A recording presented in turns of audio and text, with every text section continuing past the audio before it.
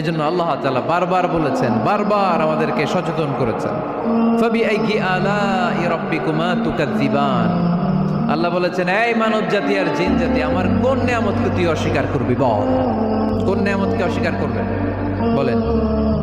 আল্লাহর কোন নিয়ামতকে অস্বীকার করার কোন সুযোগ আছে? ওয়া ইন তাউদ্দু নি'মাতাল্লাহি লা তুহসুহা ইন্নাল ইনসানা লাযালুমুন কাফার।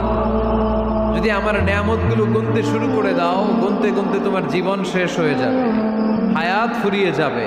আমি আল্লাহর নিয়ামত গুনে কশিন কালেও তোমরা শেষ করতে পারবে। সাগরের জল যদি কালি হয়ে যায়, গাছের পাতা যদি খাতা হয়ে যায়, সাগরের জল নামক কালি দিয়ে গাছের পাতা নামক খাতার উপরে যদি আল্লাহর প্রশংসা লিখতে শুরু করে দেন, আল্লাহ বলে গাছের পাতাও ফুরিয়ে যাবে, সাগরের জলও ফুরিয়ে যাবে, কিন্তু আমার প্রশংসা করে তোমরা শেষ করতে পারবে না।